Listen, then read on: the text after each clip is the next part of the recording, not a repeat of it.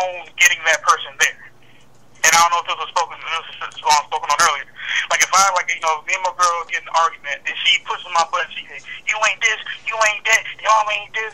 You can either be in your car drive crazy, and if I hit her, right, then it's on me. I'm going to jail. I'm getting all the ramifications. Right. But she can't walk away like she ain't get me to that point, because if she wouldn't have got me to that point, then I wouldn't have hit her. True. And it's not to say that I would ever condone it or do anything like that. You know what I'm saying? This for a perfect example. Let's take the most, the biggest case in the last 4 or 5 years, Rihanna and Chris Brown, right? Perfect. I don't give a daggone if you throw my Nokia phone out a pickup truck. You throw my phone, we scrapping. I don't give a daggone if you got a box or a stick. No matter. We gotta come to blows after that. So she can't go around making all these CDs talking about, oh, well, Chris hit me. Nah, chick, if you wouldn't have said nothing to get him crazy mad, then he wouldn't have hit you. But then again, he was wrong for hitting her too. So I mean, it really, I think like culpability goes on both sides, and it's really, I guess it's like the negative double standard or the opposite. Yeah. Because some guys catch heck because we're supposed to just be this stalwart of just emotional, nothingness, if you will. But that's definitely that's all I had to say, man. I don't want to get too long with it. Take over y'all show, you dig? I appreciate it, man. Thanks for your call. Man, y'all be easy, man. All right, buddy. Thank you. Yeah, that definitely goes back to finding a way to communicate how you're feeling about a situation, other than getting violent. There are other forms of communication, and a lot of times people only argue when they feel like they're not being heard by somebody else. So yeah, that definitely ties back to that. These calls are crazy. Lights out, you on the air. Hi, I would like to say I'm calling concerning this gender role. Uh-huh. I would like to say first I'm calling concerning the gender role. Yes, ma'am. Uh-huh. Okay, I would like to say first of all, you need to have a mutual respect for whoever you get.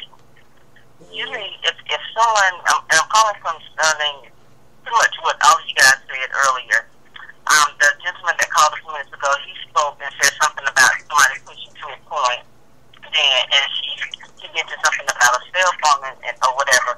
My thing is, you should have enough respect for that person to not push them to that point. Right. If you do see yourself being pushed to that point, you need to have enough self-control to walk away. Yeah. Secondly, all of you guys agreed earlier that, if somebody if a female hit you or whatever, she needs to be fought like if she hit you like a man, she needs to be fought like a man. Right. My thing is, y'all saying that now, but if it's y'all mother or y'all sister, y'all not going to be thinking that same way.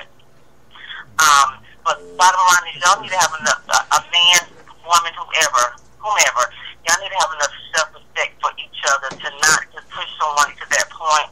And the bottom line is, you need to treat others how you want to be treated. If you want somebody to respect you, to love you, to just treat you right, then you treat them right. A lot of times people are pushed to a certain point, but you need to know how to walk away. Don't allow anybody to treat you any kind of way and continue to do it. You need to have your limitations. Okay, if a person in a relationship with somebody and they cross the line, then you need to keep it moving and walk away, and don't continue to let them be a doormat or treat you any kind of way. Right. That's basically what I have to say. But I'm just saying that's food for thought. I might need to respect yourself and respect others. Well, thank you, caller. We appreciate your input. Well, thank you. Have a good night. Yeah, that's true. Thank you. You have a good night too. Sorry. I can definitely agree with that, because I can definitely agree with that, because it was my sister or somebody that got hit. I'd be ready to go off. I'd be ready to be in jail. You might as well lock me up right now. Well, I can tell you from experience, I've never had a sister in a situation like that, but I have had cousins in that situation, cousins who I viewed as sisters in that situation. And the first thing I said to her was, "So what'd you do to him?" Okay, I've had old friends that I still talk to sometimes, And, you know, one day she called me, she was like, my boyfriend just beat me. And I was like, okay, so what'd you do to him? Why did he put his hands? Why did he put his hands on you? And she was like, well, he was driving his car and I hit him across the head with a 24-ounce water bottle. And I was like, oh, so you didn't expect that to come back to you? So I definitely understand what you were saying, caller, and I do agree with you, but to a certain extent, I always like to ask the question, so what happened? What did you do? Because there's always two sides to the story. Yeah. He could have been defending himself. He could have been anything could have happened. We don't know. So before I jump into something all gung ho and like, I'm getting ready to whoop this dude tail. No, I would still jump in. Well, no, I wouldn't still jump in. Honestly, I wouldn't even. If it was something that she did and it was on her, I wouldn't even really jump in it, man, because a lot of people mess around and what's gonna happen is you gonna jump in it, you gonna look like a butthole, and then next week she gonna be back kissing his cheek. Yeah, I don't even jump in people's situations like that. I ask them, what happened. I try to verbally calm the situation down from whoever called me in, and I don't even try to get in it. I understand that some people may feel like, that was your mom or it was your sister, then you would act a certain way, but at the same time, you got to know how to keep a level head and understand that this isn't your situation. Yeah. So that's my take on it. Okay, so off the abuse. Off the abuse. Right. What happened? How do you feel? Back to my question. How do you feel that as a culture we define our gender roles? I feel like the gender roles. I think some of the gender roles are pretty legit. And just for instance, I'll use this for example. If we go out on a date, then I'm supposed to pay for the date. Mm-hmm. Well, in general, you're supposed to pay for the date if you invite somebody out on a date, and generally it's the male asking the female to go on a date. So technically, it's not really a gender role. That's just like it's just courtesy. It's common courtesy. Well, it's common sense. Yeah. Like if you invite somebody out, of course you can be like, okay, it's your job to pay. Yeah, exactly. But now here's my thing though. Why is it that? Okay. If you go out with somebody and let's say y'all are dating, and she says, let's go out to eat, 3 or 4 times a week. Oh no! She got to pick something up somewhere. 3-4 times a week. I feel like let's go. We can go to the grocery store. My biggest thing is I feel like, why can't you ask me on a date? I mean, I like to go out too. I would like to be felt like I was thought about and that you want to ask me on a date too. Like some women won't ever do that though. I know, but it takes because of gender roles. Yeah, but like people, we feel. That goes back to one of our followers said earlier. She said, I think that gender, as far as the African American culture goes, is based on titles. Now, those are titles like you have thugs, you have the provider, you have the fighters, you have the educated black man, you have single mothers. Unfortunately, it's just like so many titles, and I feel like as a culture, what we do with those titles is we get it and we do things in those titles to make sure that we fit into those titles, and that I don't think that we should do that. Like, because we especially not as far as like all titles. It's just like as far as like the people that are considered thugs, the people that are considered the fighters. They feel like, oh yeah, well people think I'm this hoorah rah type guy, then I should keep on being that. Right. I feel you on that. Yeah. One thing that I did in high school, which was a little defiant of my parent, or I'll say my dad. It was a little defiant of my dad. I got cornrows, and he felt like cornrows was like a thug thing. He felt like that was it was a negative stereotype, and it was, and it is still. But what I wanted to do was I wanted to wear those, and I wanted to prove to him that just because I wear my hair a certain way, just because I wear my hair a certain way, doesn't mean that I'm this person. Yeah. I wanted to step outside of those boundaries and show that I could be something more. Yeah, and that's and that's a good thing about stepping outside of yourself. Even though you may wear baggy jeans or you may wear tall tees. God, I hope nobody wears tall tees anymore.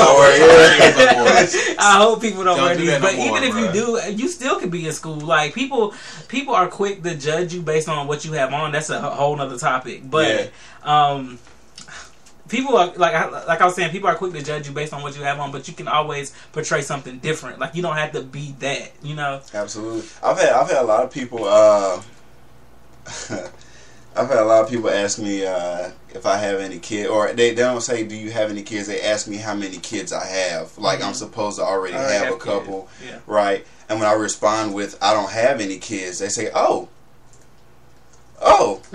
that's good." And they're like, "Well, so what are you doing with your life?" That's like, crazy. I was just talking the best thing for me to be doing in my life right now is going to school. So then when I explain to them that I have degrees, they're like, "Oh, that's good." Yeah. It was like I have 2, by the way, 2 degrees, and they're like, "Wow, you're doing really well for an African American gentleman." Like the standards that we've held ourselves to at this point are so low that people are beginning to expect it from us, and it's not a good look. It's not a good look. It's not. So, any other stereotypes inside our community that you want to address? High school braids, good old day. Yeah. Stereotypes. He going off. Not stereotypes on gender roles. Gender roles. I was about to say. Yeah, I knew what he was saying. I'm sorry. Any other gender roles? Man, there's so many out there. It's so hard to narrow it down.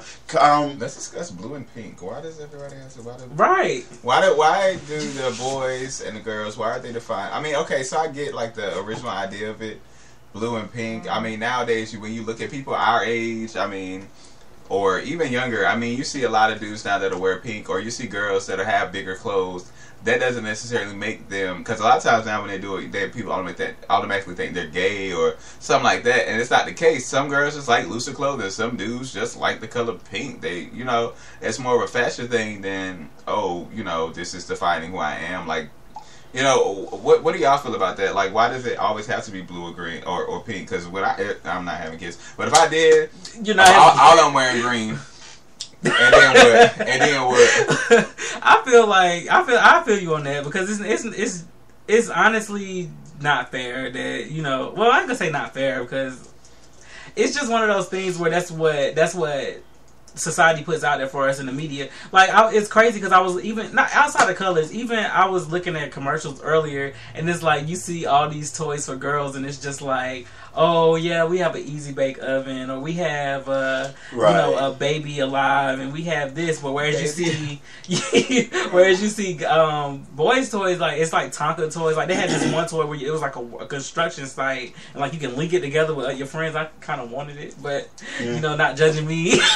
But like I'm judging you. It's just like you see that stuff so much on commercials and everywhere. It's just like we're raising our kids to be stuck in these roles. Well, yeah, I feel like, I'll be, God. So, any of my friends already know, like, if you're close to me, you know that I have a sweet tooth. It's really, really bad. I love sweets. Any kind of sweets. Candy, cake, cookies. It don't matter. I wanted an easy bake oven so bad when I was little, just so I can make myself little bitty cakes. Okay? I did. So y'all can get off the gender. Right. I just want the cakes. Yeah. I feel that. It's just crazy to me. Like the media puts it out there so bad, and I feel like everybody wants to run to media. It's not all the media's fault. It starts at home. The way we're raising our kids and everything. So that's definitely one thing. But before we end this segment, I just want to read a couple of things off to you. Oh, sorry. Go ahead. Just want to read a couple of things off to you about culture and gender roles. White women are considered to be frail. Black women are considered to be stronger. White men are considered to be movers and shakers of society, when black men are considered the head of the household and seen as controlling, which isn't true. Black men are more, like I said, more aggressive and assertive. Asian men are more intellectual and the head of their households. They're usually the scientists. They're usually scientists, and Asian women are considered to be small, petite, petite and supposed to stay at home and be nurturing and wise, which Asian women are really wise. And they are petite most of the time. Yeah. Well, real quick, guys, we got 20 seconds left. I just want to let you know that when we come back, we're going to be doing our artist spotlight, and we're also going to jump right back into our topic. So you guys stay tuned. Go ahead and refresh your browsers. We will be back. Right back. Right back.